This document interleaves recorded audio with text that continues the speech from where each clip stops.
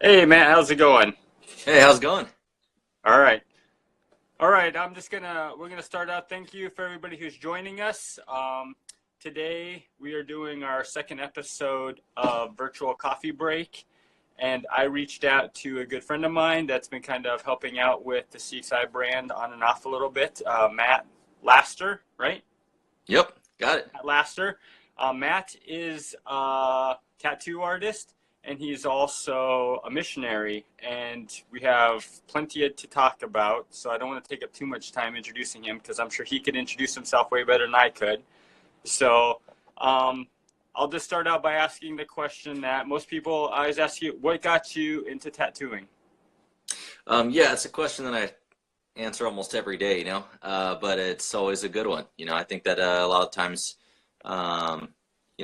people kind of overlook those simple questions, and I think that the questions that tattoo artists sometimes roll their eyes at times are the questions that people are really most interested in. So we gotta be excited to share it. When I was younger, I really had a passion for drawing, and it's really funny is one of my first little books that I had when I was a kid was actually like a coloring book from this toy called Teddy Ruxpin. I don't even know if you remember this thing, but there was like this little doll thing that you popped in a little cassette and he talked or whatever, and read the book. I actually wish I could get one for my kids.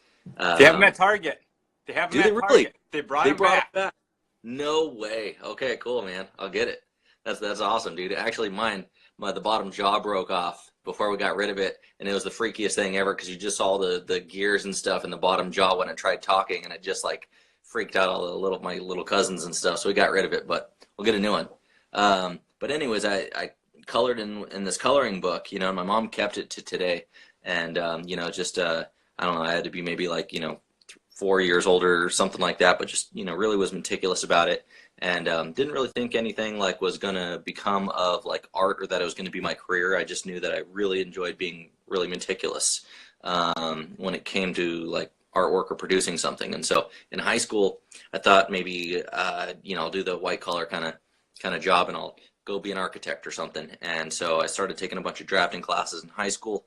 I loved it. I loved like the adrenaline of like basically like pulling like a really long, perfectly straight line and potentially messing up the whole page and just having to make sure that every line was perfect. And I was really digging it. And then my senior year of high school, my drafting teacher put me on the computer and I started using AutoCAD. And it's a super rad program for guys that want to like do that kind of engineering. But for me and the craftiness of it, it took it right out of my hands. And so I really kind of lost interest. And from that point on, I was kind of thinking, man, like what else can I do that has this same level of intensity when it comes to drawing perfection, and then at the same time, like be interested in it every day and have it not get boring. And so I ended up getting a tattoo apprenticeship when I was about 20 years old, and it was kind of a very strange roller coaster ride being a Christian, stepping in at the lowest totem pole mark in a tattoo shop and letting the guys know, hey man, like I don't want to look at porn, I don't want to do drugs, I don't want to go drinking, like I don't want to like uh, enjoy listening to your guys' like super explicit conversations. And I know sometimes that's just tattoo lingo, and I've learned to just grow with it and just accept that sometimes that's what dudes talk about. If they aren't going to be having a committed relationship with Christ and following Christ, I'm not going to expect anything else out of grown dudes in a tattoo shop. But at the time, it was quite an experience. But stepping into a tattoo shop and getting an apprenticeship and following artists that had like a real passion for tattooing and art in general was something that kind of just gave me the fuel to kind of get into it and to continue to always be a student and grow. Yeah. So you grew up as a believer, or did you get into it later as life? What's your family like? What was your family like as a like? Do you grow up in a Christian household? Like, what sort of background did you Yeah, come from there? yeah, when I was younger, like a young teenager, I was in middle school, and we were living in kind of a rougher neighborhood, and I was kind of getting into just I kind of see it as petty problems, but my parents were seeing like where it was going to lead to, and say this, so they moved us to a town called Temecula, and back then, like almost 20 years ago, it was like um, nothing, like we were like the first tract of homes that popped up in this neighborhood, and there was just hills. It was beautiful, but I was like, man, you guys really moved me to the boonies out here, and so they really started making sure that I was going to church to try and fix me. And it was funny because at first I kind of knew what they were doing, and I was kind of like, man, I'm not really wanting to be a part of this, but I'll go to make them happy. And slowly but surely, I feel like God really kind of was speaking to my heart as an early teen, and I started to realize some of the viewpoints and values that Christianity had to offer. And I kind of spent some time like seeking out the truth of it and examining it in comparison to other religions and stuff. And man, I really fell in love with Christ, with this self-sacrificing God that basically is just giving everything He had to gain me back. When I did nothing in return, there was no having to do certain things to earn my acceptance, or there was nothing that I did. It was just this full wave of grace, and to me it was just probably like one of the most beautiful things I could kind of wrap my head around. And so I ended up really committing my life to Christ probably when I was around like 15 or 16 years old, and kind of tried to stay as straight and true as I could ever since. Nice. So, but for people who are joining us now, this is Matt Laster. He is a tattoo artist, and he's also a missionary right now. And he is joining us pretty much live from Bulgaria. He is live from Bulgaria. It's like, what, 1 o'clock in the morning there? It's a little after 12, yeah. A little after 12 o'clock in the morning there. So he's been up waiting for this conversation. I've been looking forward to this conversation for a while. So thank you for everybody who's tuning in. So you're a tattoo artist, you're a believer. And when did you decide that you wanted to open up, I guess, your own tattoo shop there in California? Because at one point in time, you did own a tattoo shop. What gave you that idea to start your own tattoo shop outside of like being a part of another tattoo shop? Sure. Yeah, I actually started, in Temecula, Murrieta, and then I moved up to Orange County and got to work with some really experienced people, and had a couple of really cool opportunities up in the Fullerton area. And then I moved back down, and I was just kind of looking for a small little studio, just because I've always grown up in Temecula.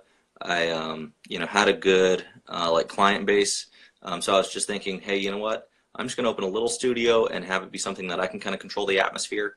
If I wanted to be able to pray for my clients, I could. If I wanted to be able to witness, I could.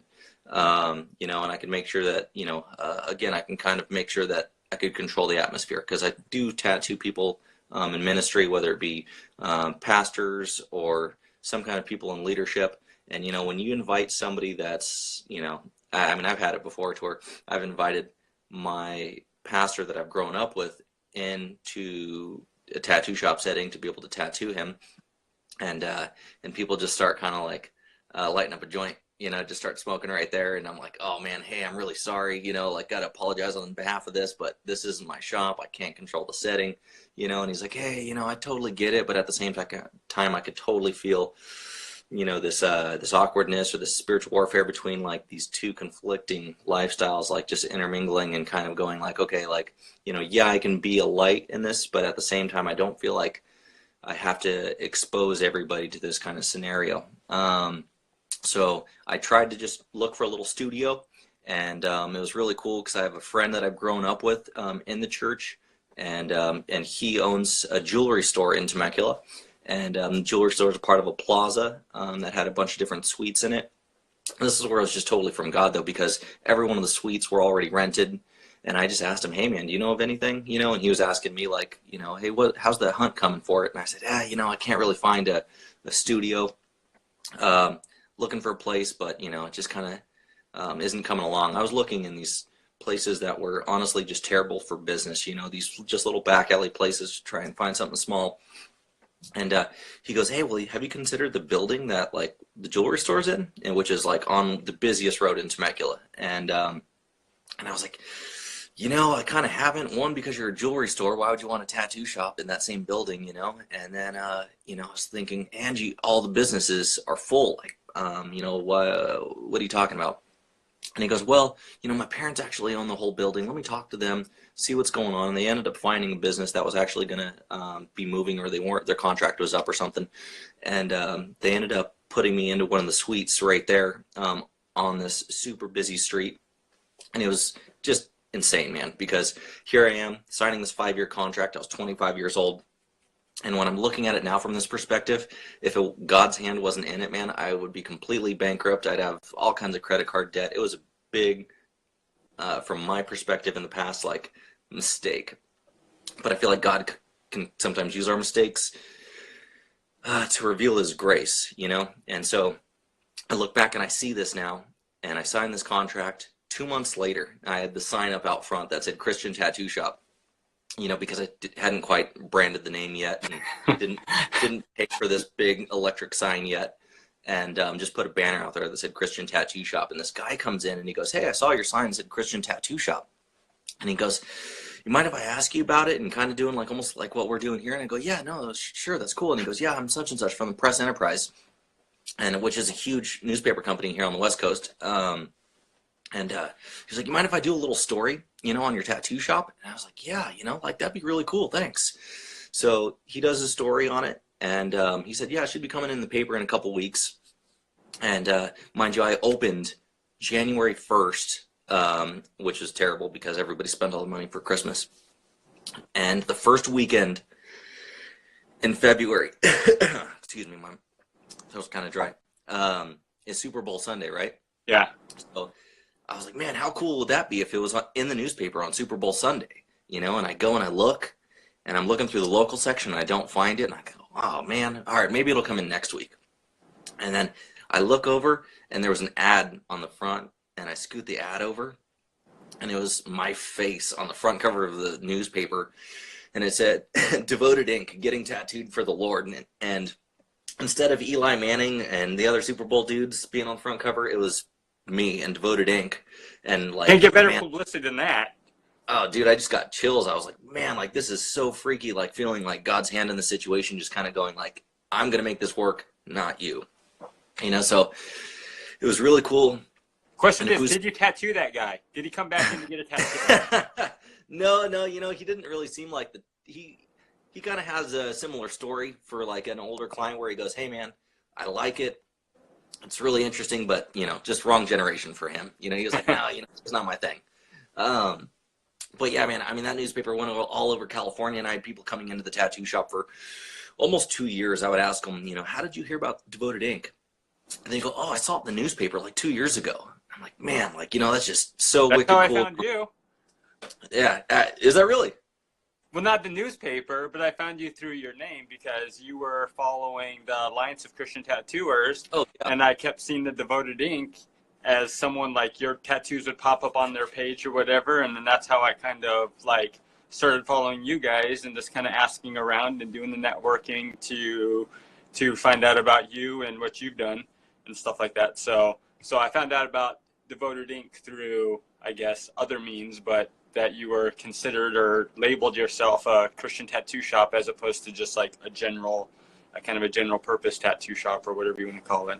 Did you hire other Christians in your tattoo shop, or did you kind of just hire other tattoo artists and allow them just to be themselves? You know, because it was just starting up and I so loudly presented it to be a Christian tattoo shop, I did only hire Christians in the beginning. You know, because I wanted the overall presence or atmosphere in the shop to be, you know, with a reverence towards God, you know, guys to be able to watch their own mouths, you know, like while I'm gone, or being able to make sure that we know that, you know, the certain type of music that we're playing, everybody knows that we're all having that kind of same agenda, and that's just to make sure that we're not dishonoring God. And so, yeah, I made sure that when I first hired people that they were Christians. But, you know, I eventually ended up wanting to just take down that big banner out front, and I did, that said Christian Tattoo Shop, because I had a lot of people driving by thinking, oh, man, you know, like that's, you know, I had people come in and say, we thought maybe you only did Christian tattoos. And I felt like, oh, man, what a, you know, bummer that someone would possibly want to come in here and be able to kind of check out like what we had to offer, but maybe thought we only did like crosses and doves and stuff, you know? Yeah. And it was cool because we ended up not just becoming like a great Christian tattoo shop, but I mean, our Google reviews, our foot traffic, the word of mouth, people just really loved the atmosphere. You know, we were able to have, you know, moms come in with their daughters and get tattooed, you know, people kind of going like, hey, you know, I'm just really, really thankful that there's nothing like super wicked nasty on the walls that I have to look at while I'm getting tattooed. And a lot of people that weren't even Christian, but just go, hey, you know what, like, I like the atmosphere here. I get that you guys are Christian. What is that about? Why? Is there certain tattoos that you don't do?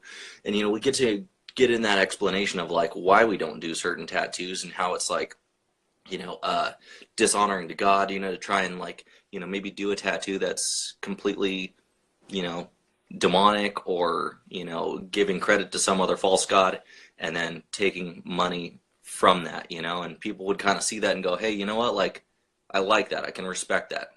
Yeah. You know, so we did. To kind of follow up with that, was there any point in time where you had any pushback from the tattoo community because of what you were doing, or were they very kind of just as open and receptive to the idea of kind of being kind of a cleaner tattoo shop than anything else? Because I know a lot of tattoo shops, they're, like you said, they claim to be kind of open and honest, but then you kind of give them kind of what you want to do and they kind of have pushback, or you go in there, like you said. Did you get any pushback at all from the community or tattoo community?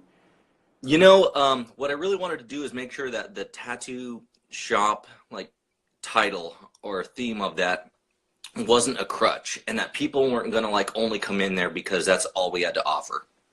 And I think the only reason we didn't get a bunch of negative feedback is because I hope that they saw that we were trying to like give the best tattoos that we could. We're trying to make sure that, you know, like everything that we were pumping out in the Temecula area was good tattoos, you know. And I think that like when people can see that the tattoos that you're doing are of a certain level, or you're making sure that you're doing, you know, just proper tattooing, people are able to kind of see, okay, this guy's just not trying to, you know, pull a scheme, you know. Yeah.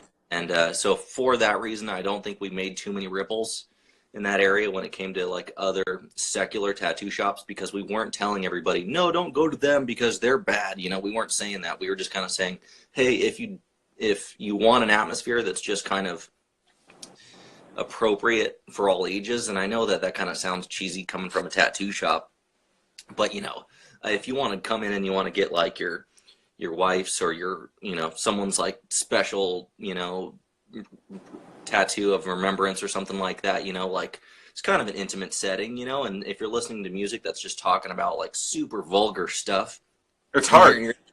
I've been there. Yeah. I've been in those settings. I've been in those settings where I've gotten tattoos, and I have some, and I'm very selective now about who I get tattoos by, but I've been in that setting where I have to sit down for 2, and you're not just getting like, most people should know, like, and people do know about tattoos, you don't just sit there for like 10-15 minutes like in a doctor's office, go in. It's like you're there for hours sometimes. Oh yeah. Like 2, 3, 4, 6 hours at a time, like however long it takes. So whatever goes on around you directly, you're like seeing that. So if someone comes in, like you said, that's smoking pot or has been drinking or whatever may be the case, I mean, I've kind of have witnessed that or whatever, or like vulgar music, like, oh, one tattoo artist may have like kind of quiet, this kind of chill, like rock music, but next thing you know, they flip the channel to very lewd hip hop rap music, and you're just kind of have to sit there and just kind of put up with it, or you put headphones in. But then for me, I always feel like putting headphones in, and I'm disrespecting the tattoo artist because I like to talk with them and get to know them, or I've known that person for some time. So I just kind of feel bad in that sense to kind of tune them out because I don't want to hear what's going on around or whatever. So yeah, I understand that whole. And I think like for the most part, you know, the customer is king when it comes down to it, you know, and if you have some really respectable people, I mean, a lot of our clientele there were firefighters and law enforcement. They don't want to come in hearing about, you know, like super vulgar negative stuff or F the police and stuff like that on your radio, you know, like when they're coming in, they want to buy your tattoo product. They don't want to have to listen to that kind of stuff that's, you know, kind of pushing this kind of super negative ideology on everybody that's in there, you know. So we ended up, you know, getting a some really positive feedback from it. And again, like I said, we weren't kind of saying this shop's bad, this is bad. We were just kind of saying we're just not going to go there because we don't feel like that has to be part of the tattooing atmosphere. How long did you have the shop for then? So I had it for 5 years before I sold it. And it was one of those things that, it was a huge step of faith getting into it. And then God completely blessed it. And we were able to pay off all the debts from the business, was able to pay off the debt from my wife going to school. My wife ended up going to Biola in Southern California to be a nurse. And she loved her job, but the shop was doing really good. So she got to quit to be able to be a stay-at-home mom. And it was kind of at that moment, right when things were starting to get really good, we were thinking about maybe buying a camper and really kind of living this minimal lifestyle. No. Having Having the truck, having the camper. No, the opposite of the minimalist lifestyle. We were really planning on kind of hunkering down, and that's right when God put it on our hearts. You're going to Bulgaria now, and I was like, whoa, things just got really good here, what do you mean we're going to Bulgaria now? It finally seems like we're kind of seeing the payoff here from running the business. And I was kind of going, man, God, how are we going to do it out there, and what if we have this financial demise? What if we just end up being dirt poor and we could barely afford our plane tickets home, And it was kind of at that moment when God kind of was speaking to me and kind of going, why do you think that if you went out and took a huge step of faith and moved your family to another country to go share the gospel, why do you think I would let you fail out there?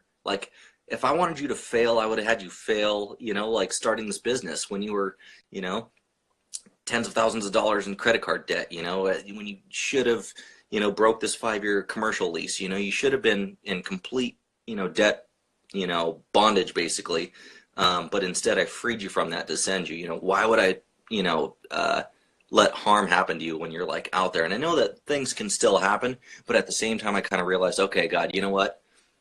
I gotta, not be moving forward in fear. I gotta just go in boldness and in faith that God, if something terrible can happen to me in Southern California, even though I think that I have all these securities and cushions, that's right when I feel like God kind of sweeps the floor out from under you, to kind of bring you back to that humbleness or humility. And I was kind of getting to that moment where I was kind of building up all my cushion and my surroundings. And that's when he was like, man, you know what? I want you out of there and I want you to go serve now.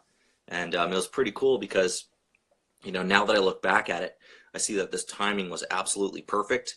And just everything when it came to moving here. I mean, there's a lot more to it, but I think you kind of are going to get to it with some of the questions that you have. Yeah, so anybody that's been tuning in, this is Matt Laster. He is a tattoo artist, and he is now a missionary. And he just kind of recapped, we're kind of at the point of his story where he just decided to sell his tattoo shop, and now he is figuring out that God's called him to become a missionary. And of all places, why did you choose Bulgaria, Matt? That's the question. We didn't ask. I didn't really ask that when I know you touched on it when we talked at the beginning of the week, but why of all places? Why not Mexico or South America or Chile or some other country? Why Bulgaria of all places? If people don't know where Bulgaria is, it's pretty much where Eastern Europe, man. Eastern Europe, kind of underneath Soviet Union and that whole area. Yep. Borders Turkey. It's kind of like one of the gateway countries to. Into that region, so you do get kind of a lot of migrant traffic and stuff like that. And then Bulgaria did just come out of communism, a couple decades ago, so it still is kind of trying to roll its way into this democracy and into the EU. But back to why Bulgaria? That's what people ask me every day, and it's really cool because I get to share my faith doing it. But man, it started way back when I moved to Temecula. I started going to a church here. And our youth pastor got a bunch of little souvenir plates, they're maybe only that big on a little stand. And he said, all right, everybody, I got all these souvenir plates from a missionary family that's out in Bulgaria. And he said, these plates all have different cities on them. And he said, I want you guys to take one of these plates when we leave tonight. And I want you to, if you take a plate, to promise me that you're going to pray every day for the city in that country that you get every day for a year straight. And I was new to this church, and I thought he's telling everybody to do it, so I'll do it too. And so for some reason I just took one. And then I realized when I got home the severity of like praying every day. And I was like, oh man, I promised this guy I got to do it now. So I got a little plate that had Mount Shipka, Bulgaria on it. And I prayed every day that God would be able to bring missionaries there, that he'd be able to send the gospel there, that there would just be a revival in Bulgaria. And, you know, like that whole year went by and it came to an end and I kind of didn't feel right to just stop praying. So I thought, okay, you know what? I'm going to pray for one more year. And my heart started changing. It's one of those things that where your heart changes in a way and God's kind of knocking on you to do something and you go, whoa, you know what? This must be from God because I really don't want to do it. You know, like, so where's this coming from?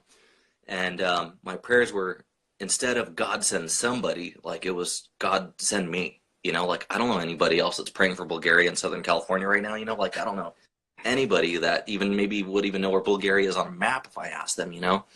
And so I was like, man, this is crazy. So what I'm going to do is I'm going to see if this is really from God. I'm going to throw a total little pinhole of an opportunity that God can kind of make this happen. And I'm like, God, if you want me to go to Bulgaria to be a missionary, I told him I'll go, you know, but God, you know that I want to have a young family and, you know, I want to be married young. And so I said, God, if you want me to go, I need a wife that wants to not only go out on the mission field, but I need a wife that wants to go to Bulgaria as bad as I do. And so I was like, balls in your court now, you know, like if you can pull that off, cool, you know, and I thought it was over. 6 years later, I started going to church at a different church and I bump into this girl that I've heard has been to Bulgaria, you know, and so I kind of find my way over to her and I ask her, hey, do you know where Mount Shipka is? It was the little city that was on my plate. And she goes, yeah, I know where Shipka is, but how do you know where Shipka is?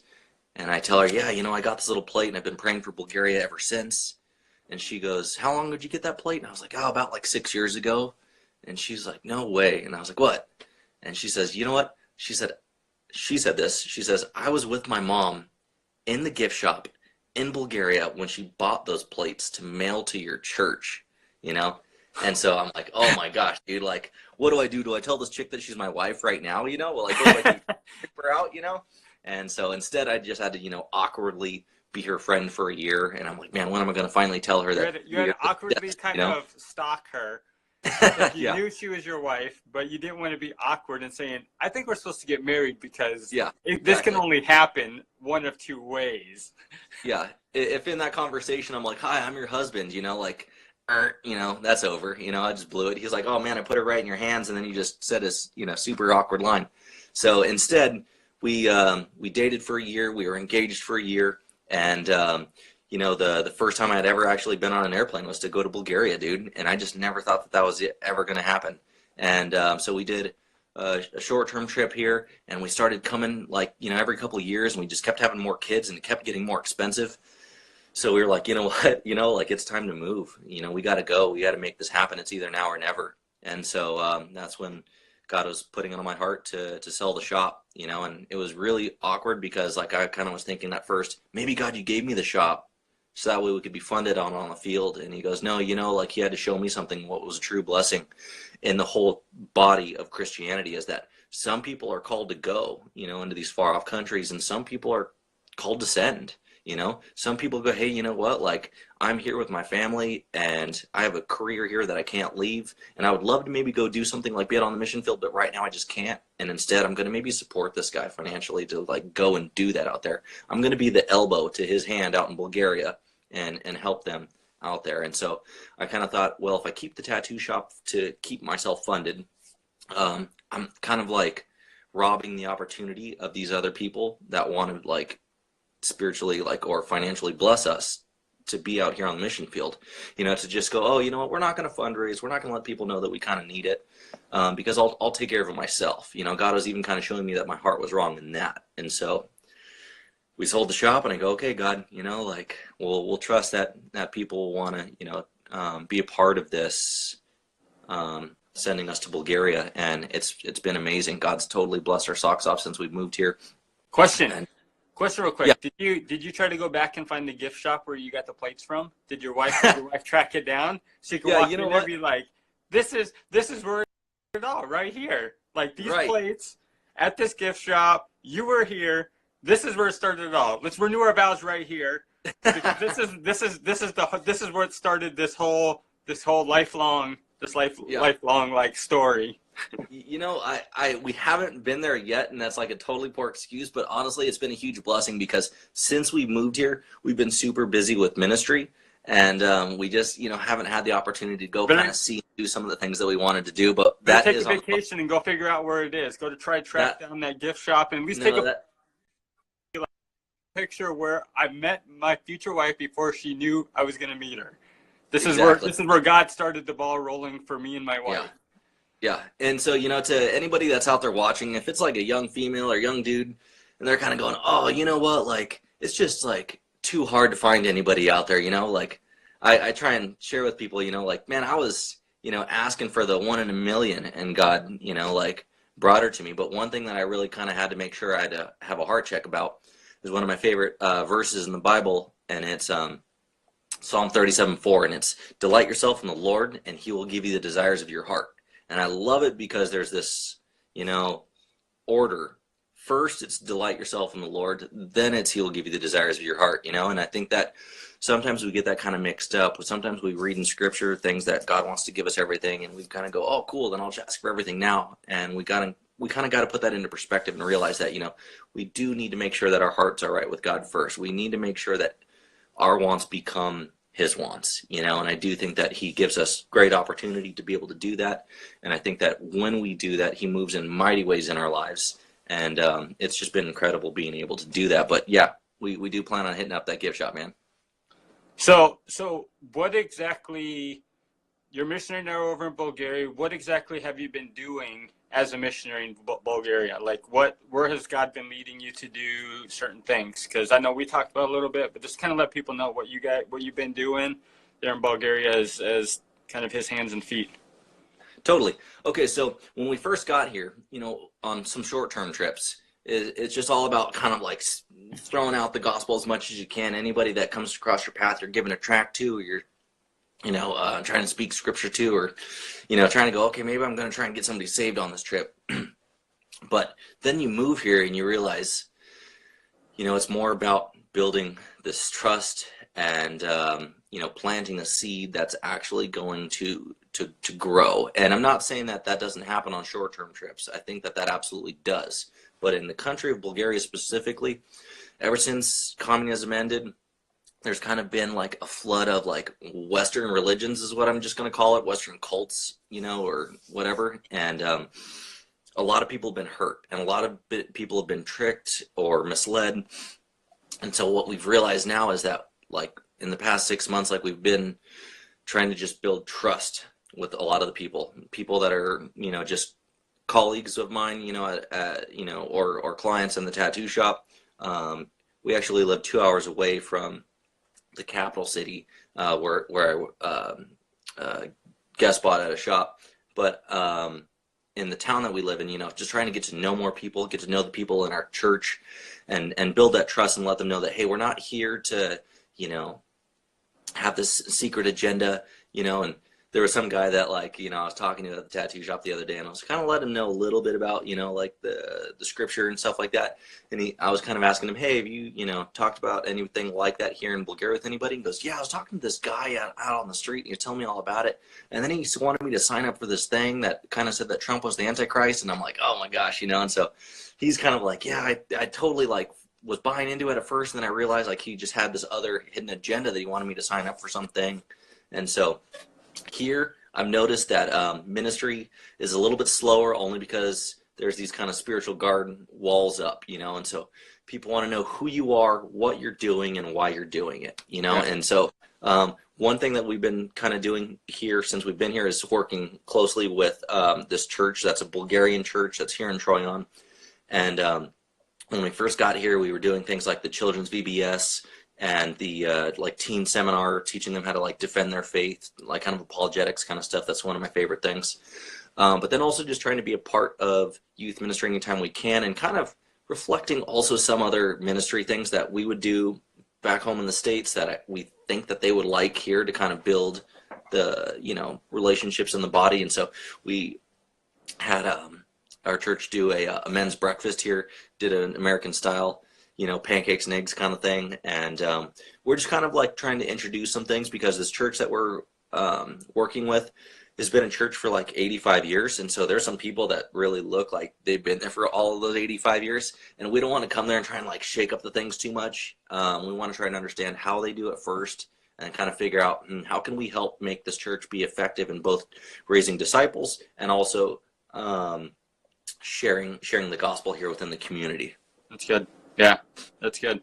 So what sort of, outside of what you've already talked about, what have been some of the, I know stateside when you just go out into a community and you're trying to minister to people, you can get a variety of pushback when you're just trying to do either street witnessing, or if you're just trying to, as a church, do certain things, you kind of get shut out of certain events, or people just kind of just snub their shoulder. Like, what have you experienced personally outside of what you already kind of talked about, people just not having like that trust that they would have? What sort of struggles have you had just kind of adapting to the culture and trying to adapt the way that you minister to the people?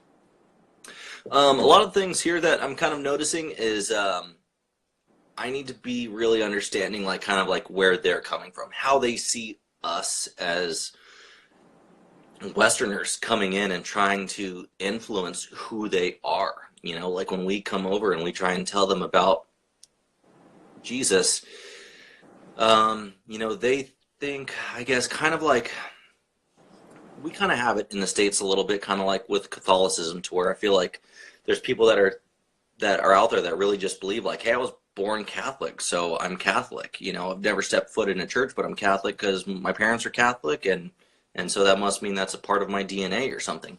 And so they kind of have almost like a similar idea here with Orthodoxy. And so when we kind of come in and try and say, hey, listen, like, we're trying to share a relationship, not a religion, that idea still kind of rocks their mentality a little bit. And so we kind of got to really just give it softly.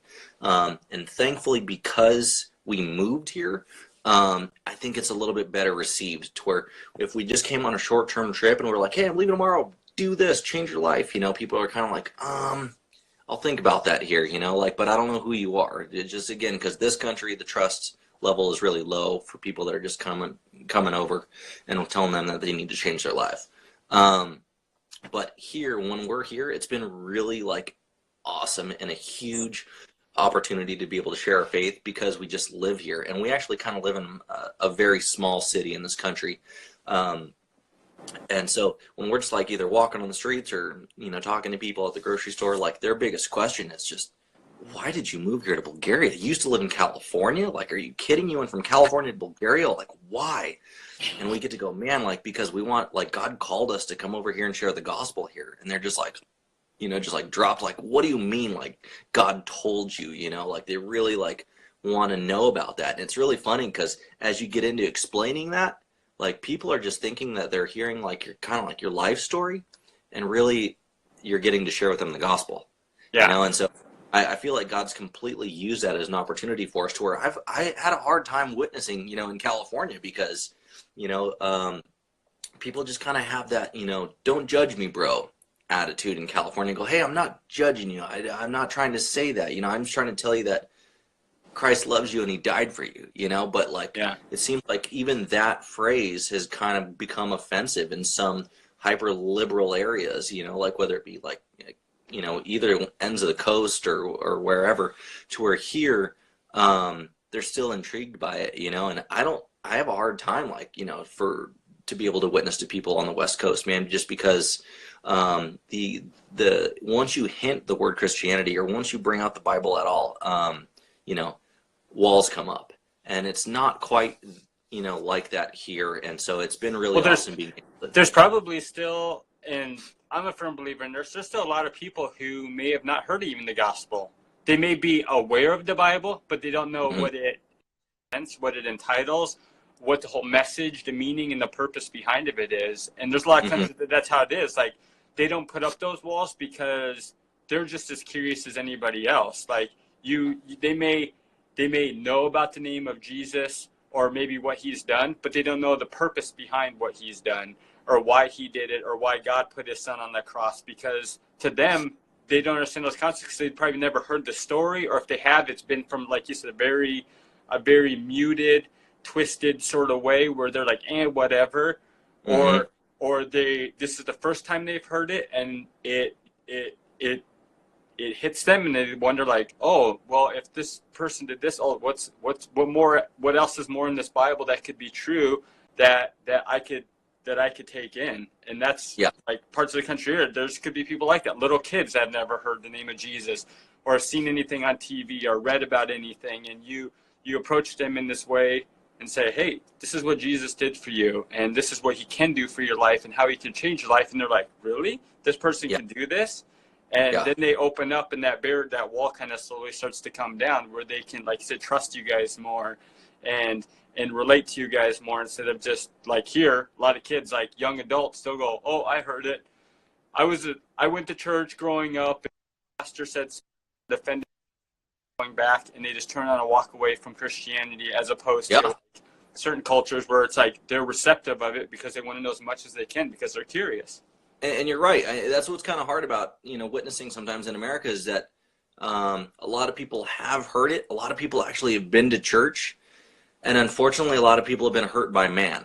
And I feel like that's one thing that we really need to get across to a lot of the youth in America is that, when we go to church, we're not going to church because we think we're perfect. We're going to church because we know we're messed up. And if you know that the people that are going to church are messed up, then you're not going to put them on a pedestal. But when we put people on a pedestal or people in leadership and we think that, hey, this person can't do no bad, and then they do, and you're just like, your world's rocked because you're thinking, if they can't do it, how can I? We just kind of got to change that mentality, or we got to understand that, like, there are messed up people in church, but we're going because the gospel is true and Christ's message is true, and we're going to go to church because we want to grow closer to God and we want to contribute to this body. Yeah, there's parts that are bleeding and broken, but we all need to kind of stick it out together and try and be the most functioning we can together. If the whole body just wants to split apart because everybody's got to cut and scrape on them, then we're not going to be as effective as we want to be. And so I hope that, with seeing kind of where the youth are kind of going in America right now, that I hope that there's a new wave of people that really find value in the real message of the Bible, and that I hope that kind of love ends up being really amplified and portrayed in Western culture, because I feel like right now there's a lot of again, the harshness of just don't judge me, I don't want to hear it, and it's not even given the opportunity to be able to be shared because it's just getting roadblocked before it gets started. But I think that if people start, again, putting their money where their mouth is, God called me to go to Bulgaria. Maybe he's calling somebody who's watching right now to go across the street to their neighbor's house and just do something nice for them, in the name of Jesus. If we were to be able to be doing those things, maybe people would be able to kind of soften their heart towards the gospel and be able to see, hey, you know what? Maybe there's something real behind this. Maybe I need to kind of look into this a little bit more. Maybe I need to ask them some questions. Yeah, exactly. That's really good. Anybody that's tuning in, questions, I'm going to kind of open it up. If you have any questions, feel free to comment, throw them in there. That way, if you have any questions for Matt, if you're tuning in and watching this and just want him to answer a couple quick questions, what his ministry is doing, tattoo life, would be the case, because I know he's got a very good portfolio for tattoos. I wish he was still stateside, because I would love to get one from him, because I really dig the stuff he's doing. But if you have any questions, feel free to chime in. I just want to ask some like more fun questions now. So what is something you miss, like, that you wake up sometimes in the morning, dude? Like, whether it be that right there, out. Dude. Man, I miss a good burger and some French fries, dude, and like a vanilla shake.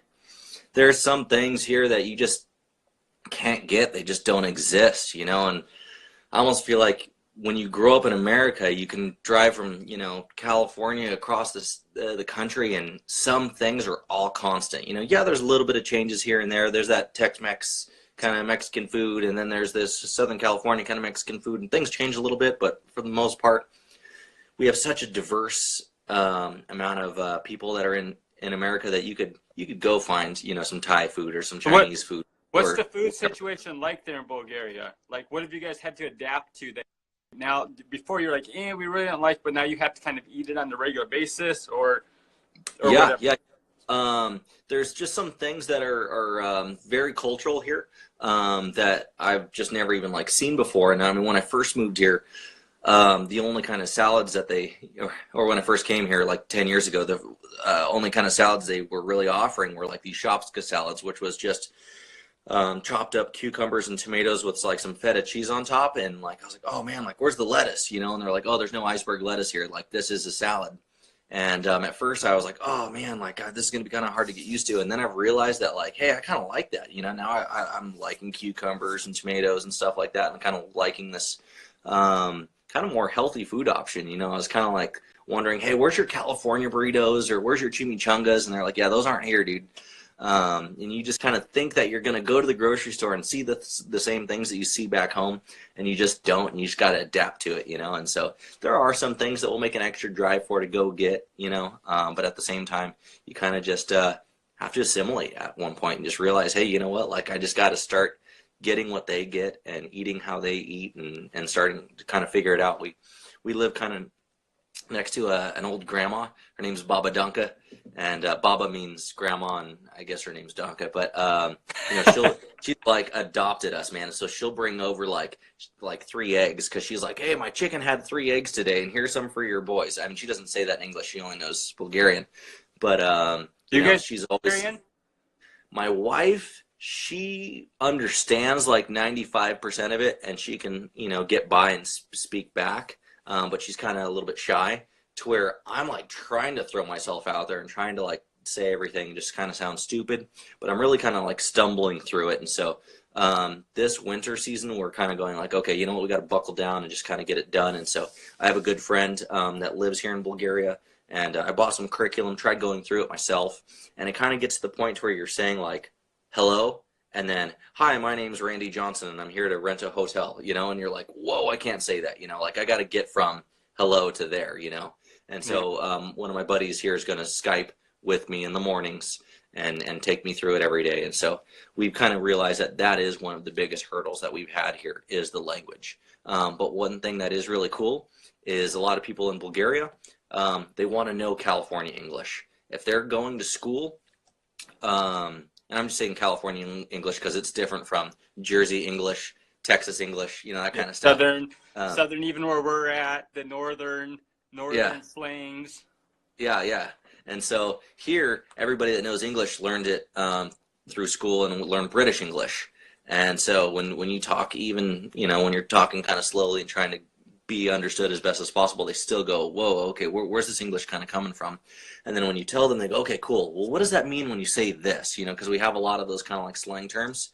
And it's really cool because it's really opened up the door of opportunity for us to be able to just hold conversations with people. Nice. Yeah. Anybody have any questions that's tuning in? I haven't seen any pop up quite yet, unless we've answered most of them. All of a sudden, like I get like super bright if I lean in too close. I think I'm doing that too. I'm probably blinding people with my forehead. No, you're not that bad. You're not that bad. But for anybody who is tuning in, available right now on our website, Matt has been gracious enough. He actually designed a shirt for CXXII Apparel. It is on our website right now. If you go to CXXIIapparel.com, you will see, I mean, the banner's right there, the item's right there, click anything. But he designed this amazing shirt for us. It's based off of one of his favorite designs, as far as I'm like, and one of my favorite designs now, even my wife really loves the design. It's a Rock of Ages design. He designed the back, kind of collaborated with CXXII Apparel. We came up with these cool ideas, put it on the shirt. We are going to be donating all the proceeds of that shirt to Matt and his family to continue to help them with their mission over there in Bulgaria, in their missionary work, whatever general funding they need as a family, whether it be food, gas, clothing, whatever they need, whatever they want to use it for. If they want to donate it to the church, however they want to feel to use it, we are going to be donating all the proceeds of that shirt to them. But the shirt is available now. It's himself. I took it, helped with the design process. So it's been a collab between the two of us. It's a super rad design. We are blessed to be able to provide for his family, and blessed that he's able to take the last almost hour with us to tell us about his mission and what he's doing over there in Bulgaria. If anybody wants to follow him, he doesn't quite post a whole lot about his kind of mission work, but I know he's on Instagram. His tattoo work is on Instagram because I know he still does that on the side. But you could find him at Matt Laster Tattoo. Do you guys have like a personal page that you direct friends to? First, I was gonna say you're the generous one, dude. You're the one that's hooking it up over here. I just kind of put my a little bit of blood and sweat into that design for you, and I'm just really glad of the product. I'm really glad how it came out, and I really like the way that you kind of put the finishing touches on it and how it's gonna look on a T-shirt. But yeah, dude, we have a ministry Instagram page. It's led the number 2 Bulgaria, so it's LED the number 2 Bulgaria. That's BULGARIA on Instagram, and we have a website, ledtobulgaria.com. But that Instagram page just has a little bit of like what our life is. You'll see a lot of picture of our kids interacting with some of the people in the village we live in, or if we're doing something with the teens in a local area, we'll be posting pictures like that. I forgot what I was going to say. Something about, LED is kind of our ministry little theme, and it's just love, evangelize, disciple. So if anyone's kind of wondering where that kind of came from, that's kind of something that I feel like God's kind of put on our hearts. That's why we have it just led to Bulgaria. Sweet. And I will make sure this video we're going to try to use, I'm going to create a blog post on the website. I will link that Led to Bulgaria page. I will link your Instagram account so that if anybody is watching this later on down the road or stumbles onto this and wants to follow you guys and help support you guys, they can do it that way. But we look forward. We appreciate your time, Matt. I won't take much more of it because I know you have probably a busy weekend. Your weekend's already started. It's already Saturday there. I know you have a busy weekend coming up to be with your family. It's late there. But we really appreciate your time. I personally will be praying for you. My family will be praying for you. Anybody who's watching this, please pray for Matt, because what they're doing over there is God-led, God willing. They'll just continue to live over there, continue to minister to the communities around them and the churches and the people. And hopefully we will hear some amazing stories in the future from you guys about how God's changed the community, how God's led you to start up churches or grow churches, because I know you guys aren't just starting, you're not really starting churches, you're just helping existing churches to grow and to minister to the communities. So seeing those churches grow and through God's fruition, just helping out as possible. So we really appreciate your time, Matt. I really do. Hey, thank you very much, dude. Like I said, I know that you put just as much time and effort into this project as I did, and I just can't wait to kind of see. I gotta tell my family about the T-shirt. Make sure they get me one too, because I'd love to be rocking it here. So if anybody is interested, I know Salt and Light Tattoo, they bought 20 of your shirts. Oh, so rad, man. Salt and Light Tattoo in Arizona, I think Chandler, Arizona, they bought shirts, so they will have them at their tattoo shop on hand in person to be selling it to the local community there, along with the one on our website. So I know they're supporting, and I know other tattoo artists around the country I've already reached out to. They said they're going to be down for buying it, so I know you're going to be well loved, and hopefully we'll be able to take care of you. So we appreciate it. Have a wonderful weekend. Tell your family, your wife, everybody we said hi. And if anybody wants to reach out, and it's Matt Laster Tattoo or Led to Bulgaria. So LED to Bulgaria. So have a wonderful night. And we'll Thanks, talk man. to you soon. All right, talk to you later. Dude. Have a good day, man. Later, dude. Ciao from Bulgaria.